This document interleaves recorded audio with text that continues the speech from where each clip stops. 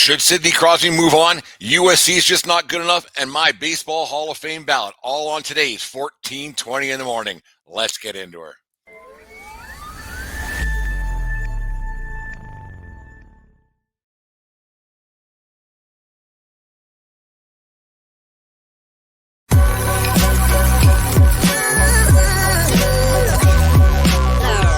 The following is a presentation of the Belly Up Sports Media Network.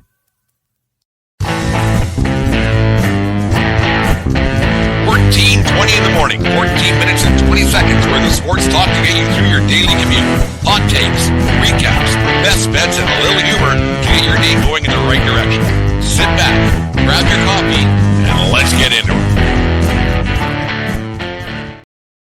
All right, 14:20 in the morning for this 30th day of November 2024. Today's show, as always, is brought to you by SeatGeek.com, the SeatGeek app. Use promo code 1420SEAT at SeatGeek.com today and save yourself $20 on your first purchase over there at SeatGeek. Time to start filling up those stockings for the Christmas season. Remember, we're part of the Belly Up Media Network. Go to bellyupsports.com for all the great articles and other great podcasts. I've actually got the No Credentials Required podcast on right now. I'm at down the homeland of Fort McLeod, Alberta right now. Santa Claus Parade weekend here in Fort McLeod. We have the 41st annual Santa Claus Parade in Fort McLeod. It's always a good time to see some old friends, reminisce, and everything going on back here in the small town of Fort McLeod. It's a long story that got behind this the parade here that I won't actually I'll tell.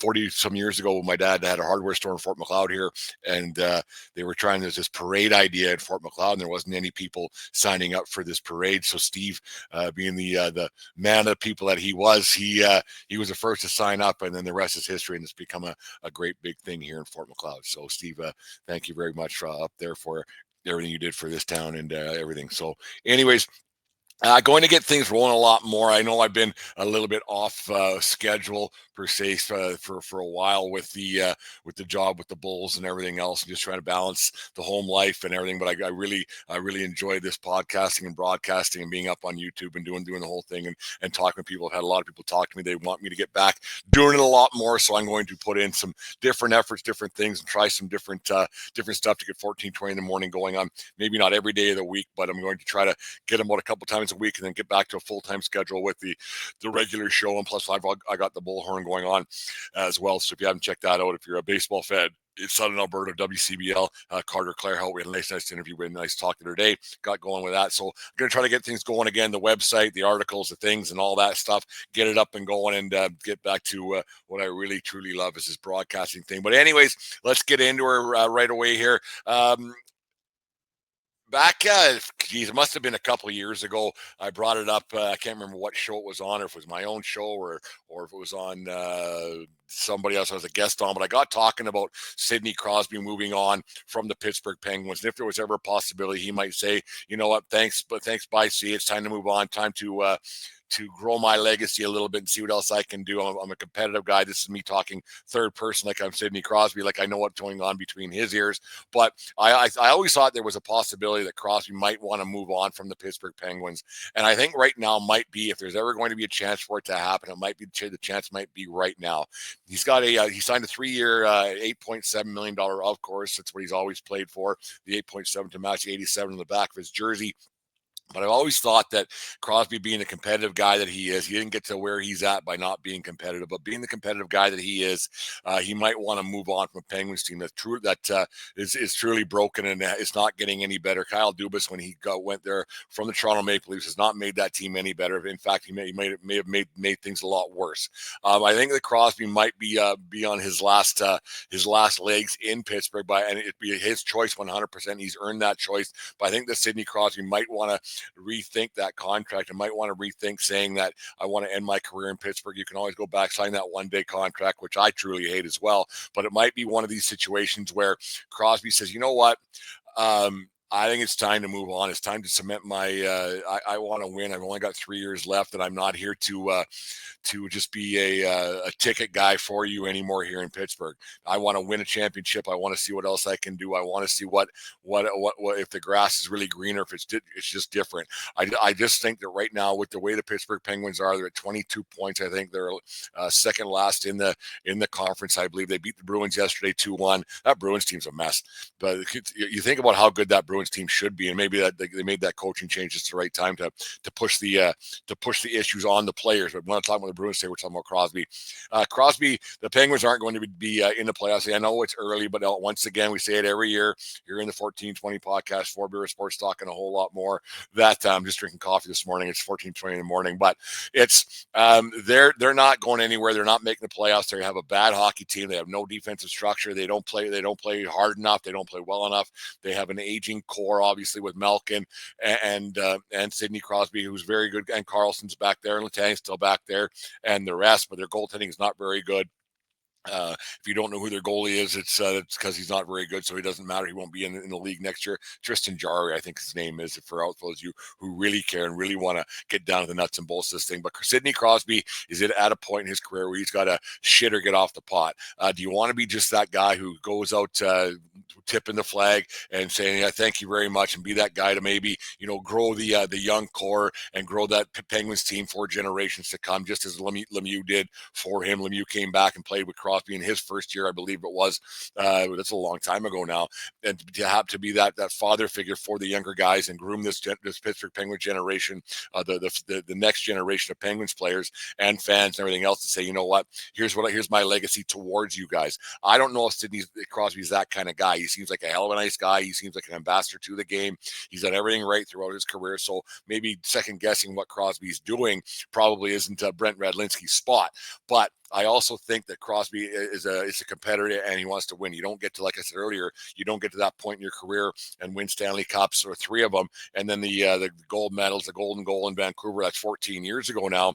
Coming up 15 years actually when we get to 2025, when the Olympics are in February. It's been 15 years since that happened. So that's a whole lifetime ago for a lot of people. And for a hockey player, it's quite astonishing at the age of 37 that Crosby, I think he's at 24 points right now. And so he's still a more than serviceable hockey player. He's more than a serviceable guy who can help out any team who's a little bit desperate or looking for that little bit of boost to get themselves to the promised land and win a Stanley Cup, or get to the finals, or get to, and you know exactly what I'm talking about, because the Oilers can't do it. How this team I'm going to talk about is going to, it comes back to the Leafs. But I think that Crosby, I don't think he owes himself. I don't think he owes the league. I just think he kind of owes maybe a few people. Not owes, and that's probably not the proper term I'm looking for, but it would be kind of cool for hockey fans who've been watching Sid the Kid from back to his Rimouski days when he played junior hockey, to maybe see what else this guy can do, and see outside the Pittsburgh world, see if this guy can maybe bring a team to the promised land. I think it'd be a great storyline for hockey fans right across the board. I don't think it's a negative thing if he was to leave Pittsburgh. I don't think it would be he's done all he could possibly do and then some. He saved that franchise just as Lemieux did before. But Lemieux had Jagger and Ronnie Francis and Tom Barrasso, and on it goes. I mean, I guess you could say that Malkin's been right alongside Crosby as well, but Malkin's not the polarizing figure. I think Malkin could go and help a hockey team too. I'm not sure what his dollar figure is a year, but I think he's still a great hockey player, a great big dude who could go and help a team a little bit. Not as fast as he used to be, obviously, but he's still got that grit, still got a little bit of meanness to him. Niet Soviet. Like, if anybody looked like a Bolshevik, and I'm not being derogatory at all, he looks like the old Russians of the back in the Central Red Army days of the 1980s and the late 70s, when those Russian boys, they look like they're ready. They just got back from Siberia. But look, getting a little bit off track here. I would love to see Sidney Crosby go somewhere and help out a hockey team. And let's go right to Toronto Maple Leafs. I would think that if that would be the icing on the cake and the canvas, the cherry on top, the whole bit of everything. If Crosby could go to Toronto and help them win a Stanley Cup and push them to the promised land, that team's close. Like, you look what that Toronto team has done the last few weeks without without Austin Matthews. Went 6-2. Yeah, they got smoked the other night, but it's bound to happen with that roster they're putting out there. And Mitchie Marner's been really good. Mitch Marner had a great interview. Seemed really mature. He's in the tail end of his contract too. But you think that a guy like Crosby, if he went to a place like Toronto and could pull something off and somehow end up pulling a Stanley Cup to them, man, oh man, he wouldn't have to buy Tim Hortons ever again. I mean, he obviously wouldn't anyways, because I think he's been the face of that franchise for a long time too, with the Tim Hortons hockey cards. But I think that they brought it up on Overdrive. That's where I caught this. But I think that Overdrive might have been listening once again to the 1420 podcast, For Beer Sports, talking a whole lot more, some past episodes, because I've been bringing this up for a couple of years where the Penguins haven't been very good. They haven't been doing anything, and Crosby's the guy that might be able to help out a lot of teams. There's been some talk where you might want to hook up with Nathan McKinnon in Colorado, where he's the Cole Harbor, Nova Scotia. They're both from there. Might want to hook up with a hometown guy and see if they can't bring Colorado another Stanley Cup. But I think the thing you got with the Leafs is that their championship window is closing a little bit. Not that they ever had a championship window open, but their window to win, I guess, is a better way of putting it, because you think that these guys are getting a little bit long in the tooth, but before you know it, they're 9, 10, 11, 12 years into their careers, and they've done nothing. And like, how many more years can they to keep licking the jar and losing the second round and nothing happens? Could Crosby be the guy to make this happen for the Toronto Maple Leafs? And could Crosby be the guy to bring that ever long championship that they've been looking for a long time? And I think the answer is yes. Would you have to give up some draft picks? Yep. Would you have to give up some prospects? Yep. Would you have to give up some guys that are on your roster right now? Yes, because you have to clear salary space.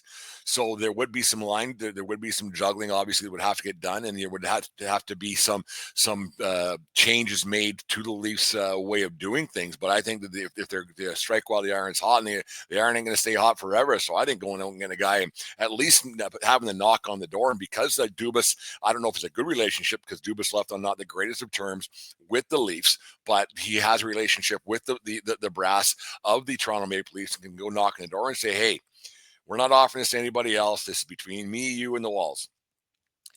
What do you got? If I was to let's start the conversation, and Crosby would have to okay this whole thing. I understand that, and he's earned that right 100%. But could you possibly have a situation where Dubas just goes, I'm going to go and go behind Sid's back a little bit, not in a nefarious way, not in a rude way. Could you have a guy? Could Dubas, the GM, go and knock on his old boss's door and say, "Hey, Shanny, Brennan, what do you want to call him? What do you got for? Let's explore the opportunity where Sidney Crosby becomes a Toronto Maple Leaf. Let's explore the opportunity that he comes. He's might be the guy that's because they don't need to sell tickets, they don't need to sell merchandise. They don't. That's not the thing. Could this guy be the guy to get you past that second round that you haven't gotten past in how many years? Could Sidney Crosby? It's not a guarantee. It's not a guarantee, but Crosby would definitely bring them closer than the roster that they have now. This is all podcast speak. This is all just hypotheticals. But if he was to knock on their door, what would it take? Because it's going to take some money. It's going to take some juggling. It's going to take some prospects. It's going to take some draft picks, and on it goes. But if the Leafs don't at least acknowledge this situation, if they don't at least listen to what Dubas has to say, they're fools. Not to say they haven't been foolish for how many years, but if they're to not even explore the opportunity, might be a mistake on their end. And a closed mouth never gets fed. And I think this is a situation where I think the Leafs have to, if Dubas was to come and knock, and they would have to say, hey, let's talk, let's get this deal done, let's see what we can do, all behind closed doors, all be quiet about it, because Crosby's been nothing but a great ambassador to the game of hockey, to the people of Pittsburgh, on and on it goes. Would Crosby have to initiate these talks? Maybe. Should Crosby initiate these talks? Yes. But I think that if the Penguins brass were to go about doing this, it might put a sour taste in Crosby's mouth. mouth. So it would have to be a very fine line how this was all put together. Because if you don't want to piss off your star, you don't want. It took me till 9:33 in the morning on Saturday morning to swear for the first time. Is that even still a swear word? I don't even know.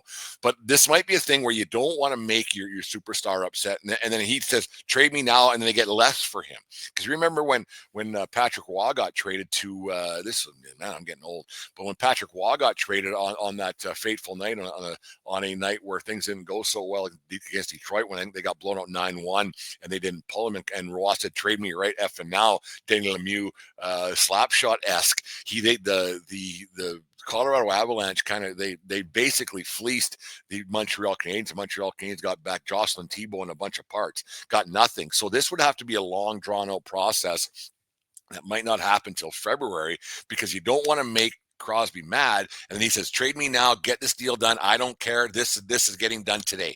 I'm done. So this would have to be a very long, drawn-out process where Crosby and the Penguins have to agree on something, and then they have to agree what's best for both sides of not only Crosby and the opposing team, but most importantly for the Penguins, because the Penguins are at the swan song of Crosby's career. So this would have to be a very, very cohesive undercover, how you would keep this kind of a cloak and dagger, kind of a 007 situation quiet for everybody would be very tough to do. But Crosby has been very, very quiet throughout his career. Hasn't gotten in any trouble. Hasn't done anything wrong. Hasn't been in the he's the Derek Jeter of the National Hockey League, and so he hasn't caused any problems. He hasn't gotten himself in problems. Never in the tabloids. Never on Twitter. Never on this and that. So if anybody could possibly do it, it is Sidney Crosby that would probably be able to keep this quiet and get this deal done. Would Crosby probably tell his teammates? Probably not, because the more people you tell, the more people they're going to tell. That's how secrets work, right? So this would have to be a very long, drawn out process, or a quick one, or something that's like, yep, done, see ya. Like, but get it done properly, because Crosby has earned that right. The fans of Pittsburgh deserve a bit of a see you later. Would this be a situation where you have like when Jordan came back, it was all talked about, but it was kind of close. When is this happening? So this would be the same kind of deal. And I don't know if Crosby would leave. I don't know if he wants to leave. I mean, he's earned that right to stay or go or do whatever he wants. He's earned that right to have another chance at Stanley Cup. He's earned that right. I mean, earn the right's nothing. I mean, I don't think Ray Bourque earned that right to get traded to the best team in hockey. Like I don't think that was an earned thing. He just got it, I guess. And I still consider Ray Bourque a Bruin. I don't consider him a Stanley Cup champion with the Colorado Avalanche. Like, I mean, it did happen, but I don't consider Ray Bourque a champion. And that's the other thing. If Crosby were to go somewhere else and fail and not do anything, it's all for naught. And he might by leaving, he might make the fan base in Pittsburgh. I mean, he'll be a saint there forever, but there might be some people, you know what? That was a dick move. Going when we're down, we've been behind you this entire time, and then you decide to leave. Like a LeBron situation with Cleveland, but he went back, but it's just different. So Crosby's in a difficult spot right now, or is it? Does Crosby just play out his career in Pittsburgh, and 2.5 years from now, he tips his cap and says, thank you very much. He has this many points. He has this many Stanley Cups, going to the Hall of Fame, retire his jersey, on it goes. He's earned that right too. So I don't know if you're going to have him. Maybe it's going to be too tough to go somewhere. You've been somewhere so long, you have a routine. Athletes are creatures of habit. So Crosby, every day he goes to Mellon Arena, does this. It's still even called Mellon Arena anymore. He does this. He knows this guy. He knows this guy. They know his routine. He probably goes to the same place for coffee before a game, has the same meal, has the same house, takes the same route. And then all of a sudden, after how many years in the league, been 18 years in the league, all of a sudden he has to change that overnight if he ends up in Toronto. The hustle and bustle in the media, which would be a lot different than it is in Pittsburgh. The hustle and bustle of obviously Pittsburgh's a cosmopolitan town, not as much as Toronto, or into Denver. If he goes there, same kind of deal. Yes, he could probably stay at Nathan McKinnon's house for a while, get used to things and buddies and stuff. So it would be a big transition for a guy who's 37, 38 years old to say all of a sudden, you know what? I'm out. The only place I've ever played, the only place I've ever known, I'm out. and I'm going to go somewhere different. Maybe it's just not worth it. Maybe everything he's already accomplished is good enough. And there's a difference between what he's playing for, I think, and what Ovechkin's playing for are two different things. They came to the league around I think the same year. Obi's got one. It's too bad that Ovechkin got hurt, because I think he would have got that record. He had 15 goals when he got hurt, and he'll be out until probably February. So I think he would have got that record this year. He was flying. But Crosby and Ovechkin are playing for two different things. Crosby's been, I think he's always been a team guy. Win first. My stats will get you there kind of a guy. My stats will improve it. My stats will, if I do well, then the team's going to do well. He's been an assist guy, whereas Ovechkin's he's always loved scoring goals, even at the age of 38, 39, whatever he is now, and he's scoring goals here. It's like he did when he was 21. So it's been the same thing. And Ovechkin got that Stanley Cup a few years ago. That got Ovechkin's legacy. Stanley Cup, good. Let's get the goals record. And that's what Ovechkin's playing for now. Nothing else. And if they win, great. He'll be happy. But Ovechkin's going for that goals record, and that's it. He'll get it, and it'll happen. But Crosby's playing. I think he's playing now not for any more point records. He got a 600th goal the other night. I think that I don't think it's going to happen for sure, but I do think that there is still a possibility that it just might happen. An outside chance, but I think you heard it here first in the 1420 Sports Bar podcast a couple of years ago. And I think there's still a really good chance that it could happen. I just can't see a guy with the competitive fire of Sidney Crosby sticking around in a team that's not going to win, because they're not. And you only have X amount of years and you just run out of games. He's done it all already. But I still think he's got a lot to prove, not to anybody else, but to win one more and say, you know what, I did it there too. But if you don't, then what? He kind of because Iginla, I don't want to say he tarnished his legacy by going and chasing a cup, and then it didn't happen. He would just stayed in Colorado, or then he went to the Bruins. It just kind of looked kind of bad going here and there and everywhere else. So maybe it is just better off for Crosby to stay where he is. He's got his 3 cups and good enough, and ride off in the sunset in Pittsburgh. It's a Penguin. I don't know. It's just it's interesting. Iginla didn't have one, so I understand why he went, because the Flames weren't going to win when the contract was up and they couldn't afford to pay him. But Crosby's got a contract for 8.7, which is manageable. I mean, it's not a huge dollar. I mean, it's not 14 million, 15 million bucks. It's 8.5.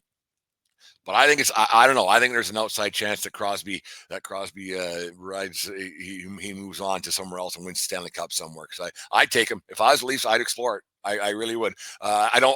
You have to move players and some prospects, but like I've always said, prospects are just players till they prove something. And you have a proven commodity in Sidney Crosby. You go out and get him. He's a proven player. Will he look good in blue and white? I don't know. I don't know. It'd be odd, but he wouldn't hurt that team. He would not hurt that team. And boy, oh boy, it'd be exciting to be a Leafs fan come playoff time, because he might bring them to the promised land. He's still that guy. The leadership that he has, he still wants to win. He's still good enough to get it all done. And he'd help that Toronto Maple Leafs team in spades. And they're close. I know I say this every year, but I think the Leafs are really close, and Sidney Crosby might be that guy to put him over the edge. Anyways, American Thanksgiving yesterday.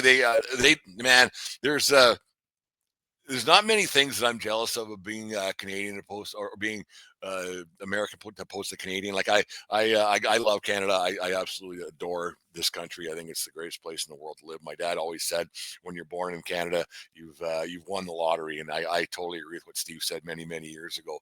But there's a few things that I'm jealous of. I think I talked about it before. But being a sports fan, a sports dork that I am, and following everything that the way I do, I love the way that their sports, their college sports, their professional, everything, the way that people get immersed in it, and they get a little overboard at times, but I quite enjoy the whole thing. And the only thing that would make American Thanksgiving better is somehow there was baseball, but because the way they do it yesterday, they had all day hockey down in the States for the Thanksgiving weekend, obviously. And then Thursday, obviously they have the NFL games on Thanksgiving Day, and then college, the rivalry games are happening right now. And just the way they do it, it makes me really jealous all the time, the way they it's just nonstop sports action, wall to wall, from basically Wednesday night to there's stuff going on to tomorrow with the NFL wrapping up their week 106 or whatever it is right now. And yeah, I'm starting to I'm starting to think that this Chiefs thing, it's become it's too obvious now. The refs are in the back pocket. I'm not a conspiracy theorist when it comes to this, but right now I'm kind of thinking that this is a thing with the Kansas City Chiefs after that game yesterday. But anyways, there's one thing that I'm jealous of, and especially it's American Thanksgiving. The way they do it up, it's a 4, 5, 6 day weekend. It gets going, and then they just don't stop. Beers are flowing. I've had the fortunate enough opportunity a couple times, 3 times I think actually, to go down to watch the USC Notre Dame game. One of the best rivalries in college football. Still, I know USC's is, and we'll get to that in half a second. USC's on a down year once again, but Notre Dame's Notre Dame. They're a national recognized, nationally ranked, national prominence is huge all over America. So you get to watch two-story franchises. I'll call them franchises. Two-story programs. I guess the right way of saying it, with Notre Dame and USC. And like I said, I've been down a few times. It's such a great atmosphere.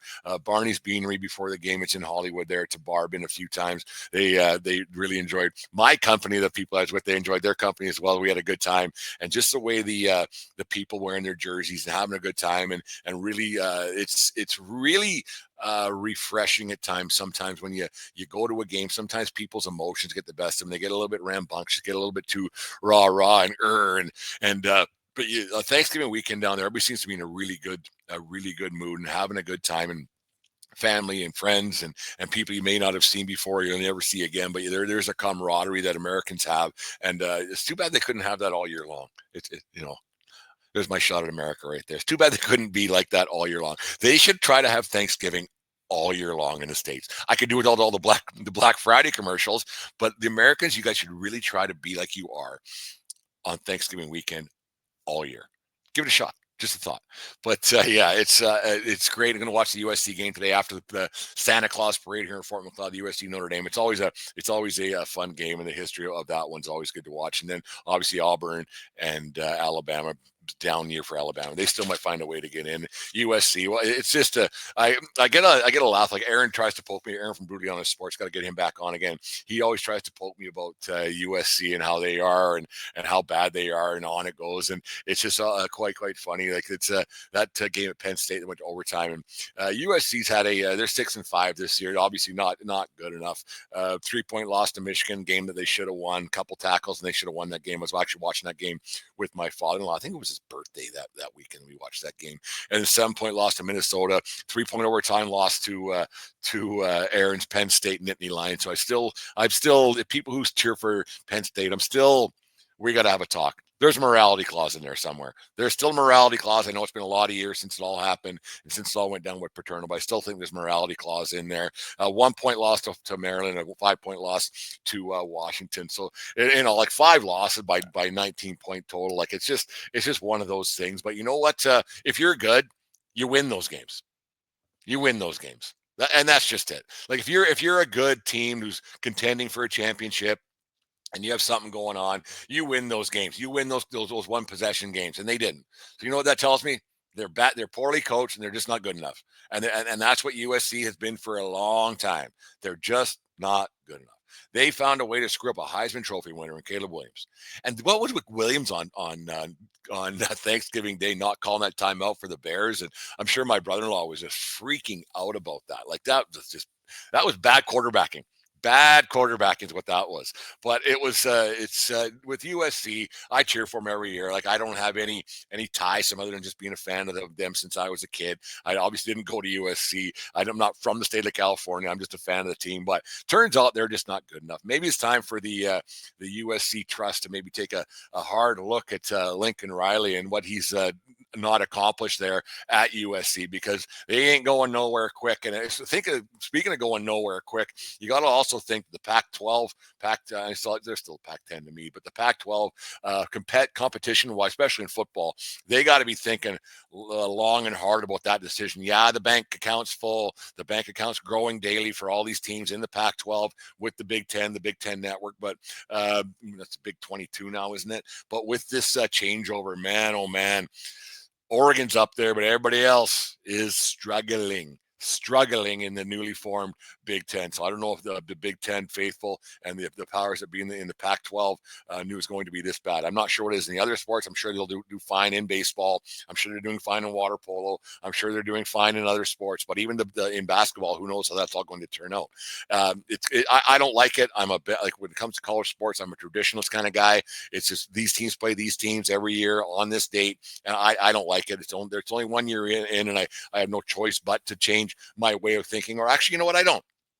I don't have to change my way of thinking. I'm at that age where I don't have to change my way of thinking. So it's too bad that money had to get in the way of that tradition and the way the games are played and who plays such games. I'm glad they got to keep the USC Notre Dame game in, just the way that all turns out. And they were allowed to keep their tradition games and their rivalry games, because that's very important in college football. It's going to be interesting to see the big game today with Michigan and Ohio State. Obviously, Michigan's having a down year. They can't blame. They finally got it done last year, but it's going to be interesting to see that one. One of my greatest football memories was on another American Thanksgiving. Went to the Sycamore Tavern and rolled by this bar at 10 in the morning. It was 9 in the morning Pacific time, and we were heading to the USC game, and this place was going crazy. And it turns out it was an Ohio State bar in Hollywood, and it was a great time. Sat there and watched the game, and boy, oh boy, they were getting into it bright and early and having a good time watching the Ohio State Buckeyes beat the Michigan Wolverines. It was a great atmosphere there in Hollywood, California. That's 7 years ago now. I have to get down there again soon. But anyways, there's my advice. There's my tip of the morning here, 14:20 in the morning, 14 minutes, a little bit longer, but I guess I got a lot to say. But interesting to think about that. But there's my tip to you, America. Here's my tip. Try to be like you are on Thanksgiving weekend all year long. All year. We all should. Canadians, we come close. We come closer. But Americans should just give it a shot. If you can do it for 5 days straight, try it the other 360 days a year. Anyways, there's my thoughts and shots from 14:20 in the morning. Brought to you by SeatGeek.com, the SeatGeek app. Use promo code 1420 SEAT, SEAT, SEAT as in SeatGeek, and save yourself $20 on your first purchase. Gonna have a little word from our friends over there at Righteous Felon, and I'll come back to my baseball Hall of Fame picks right after this. Righteous Felon Craft Jerky is the official jerky of Belly Up Sports. For over a decade, Righteous Felon Craft Jerky has led the American meat snack revolution by concocting delicious, adventurous, U.S.-sourced jerky recipes for uncompromising carnivores across the country. With 15 different flavors to choose from, Righteous Felon has all jerky lovers covered, and by using promo code BELLYUP, you will get 15% off your purchase at RighteousFelon.com. Do your taste buds a favor today and rip into a bag of Righteous Felon jerky.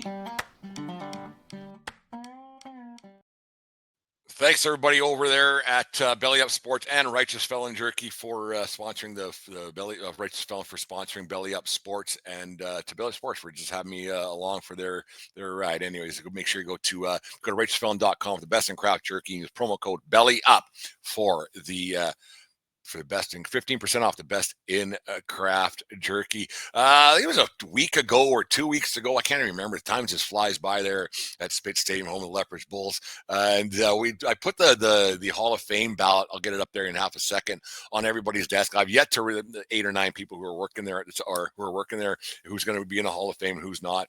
Shockingly, the accountant, our finance guy Carter, he didn't participate. He's not really a baseball guy, which is weird. He works at a baseball stadium and he's not a baseball guy. He's a big hockey guy. I learned something about Carter. He used to have a podcast with those Anaheim Duck centric.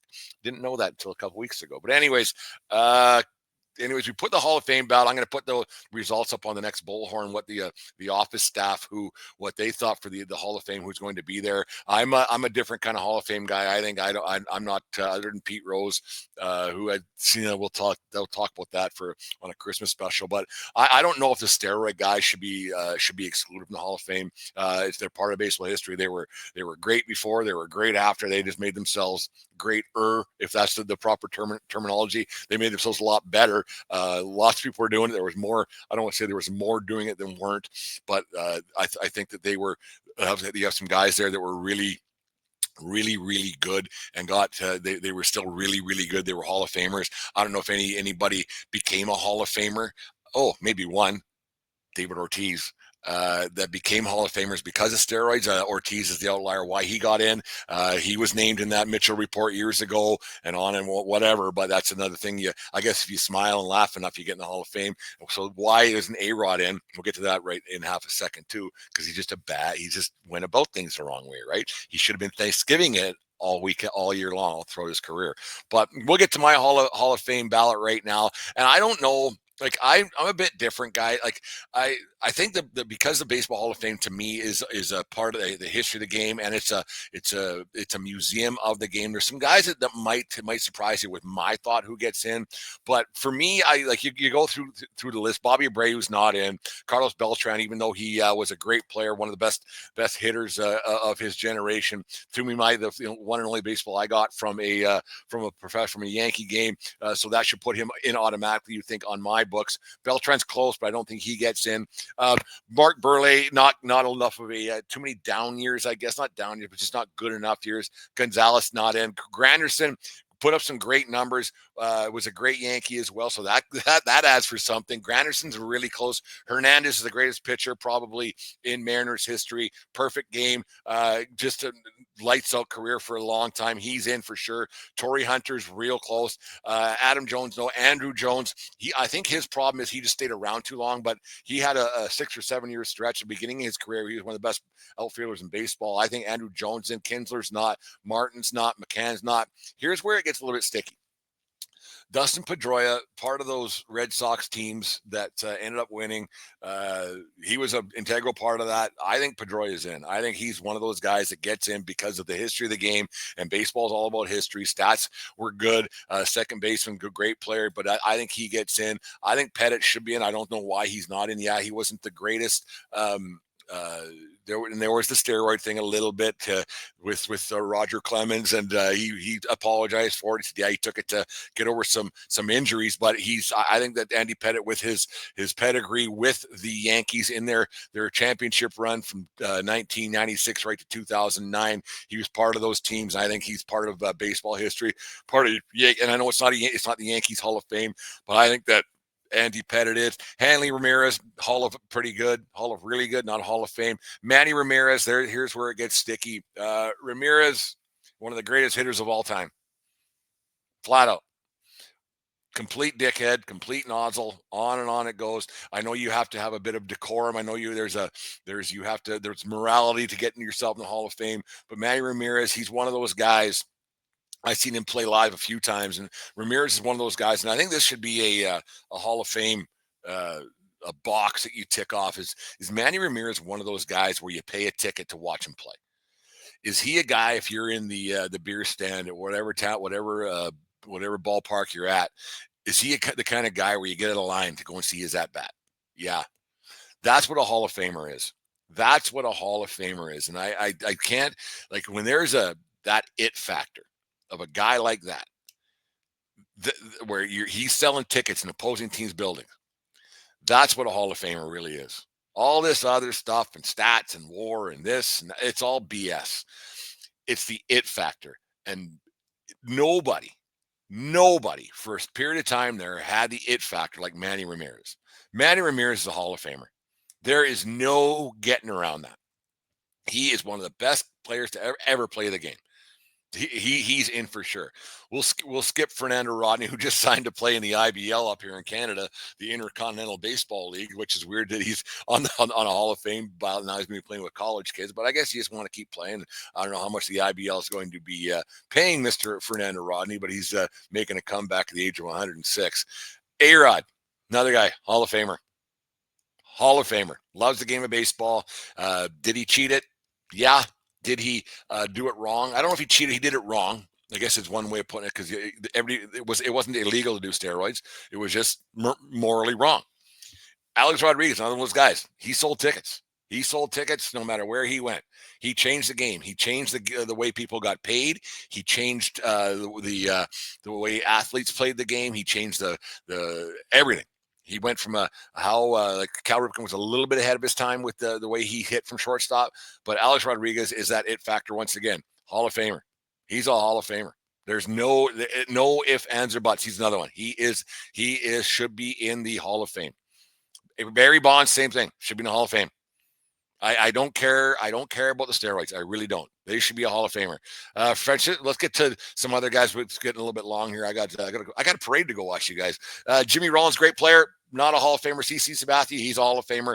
That stretch he had before he went to the Yankees, when he went to Milwaukee, and I know one season or 1 week, a season does not, career does not make, but that stretch he had with the Brewers when he got traded over there, he was unbelievable. It was unbelievable what he did, and he did that throughout his career with the Yankees as well. CC Sabathia is one of those guys, sold tickets when he was playing. Sabathia is a Hall of Famer. Suzuki, there's Ichiro, there's no doubt about that. One of the top 5, top 10 baseball players of all time. Suzuki's in. Tulowitzki was on a Hall of Fame path. Man, he was good. Even when he ended up with the Jays, that magical run they had in 2015. Great player, not a Hall of Famer. Chase Utley, no. Omar Vizquel, if he could just hit. But Vizquel's glove was second to none. Probably one of the greatest fielders, top 5 fielders of all time. Wagner should be in. Wright's not. Zobrist's not. So there's my list. I'm putting in off this list. I'm putting in Felix Hernandez, Andrew Jones, Dustin Pedroia, Andy Pettit, Manny Ramirez, Alex Rodriguez, CC Sabathia, Ichiro Suzuki, and Billy Wagner. There's my Hall of Fame picks for the 2025 Hall of Fame voting ballot. I think it comes out next Saturday is when they unveil who gets in. So maybe we'll do a show after that, and we'll talk about who got in, who was right, who was wrong. I think I was right. My picks weren't awful at all. Anyways, there's 14:20 in the morning. It's a little bit longer than 14 minutes, 20 seconds worth of sports talk to get your day started off right. Enjoy your Saturday, everybody. If you or whenever you watch this, enjoy your day. Have a great time throughout this holiday season. Hug the ones you love. Have a good time.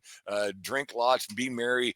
Try to be Thanksgiving-ish all the time, because it's a lot easier on the earballs and the bones. But anyways, 14:20 in the morning, brought to you by Righteous Felon and by SeatGeek.com, the SeatGeek app. Use promo code 1420SEAT over there at SeatGeek and save you $20 on your first purchase. It really helps support the show as well. Subscribe to our YouTube channel, or go to our social media stuff, getting a lot more stuff up there. Go to the 1420sportsbar.com. It's like a running ad here. Gonna get some more articles up on there again. Lots more things going on. I really love doing this, so I gotta get back, finding some time to do all this stuff again. Kind of got to wait myself a little bit. I got a little bit self-entwined with my job, which is my job, but I'll find a way to juggle it all and get some help and maybe recruit some people and get it going again, because I really enjoy getting this out there for you guys. And it's been a passion of mine for a long time. Anyways, the 1420 Sports Bar Podcast, 4 Beer Sports Talk, and a whole lot more. Take care of each other. More important, take care of yourselves. Need you around. Keep your stick on the ice. Don't swing at high pitches. And remember, as always, it doesn't matter where you are. It's who you're with. Enjoy your Saturday, folks, and we will talk to you again Sunday morning. Why not Sunday morning? Good enough. You just listened to the 1420 Sports Bar Podcast. 4 Beer with Sports Talk and a whole lot more. We are part of the Belly Up Media Network. Let's get into it.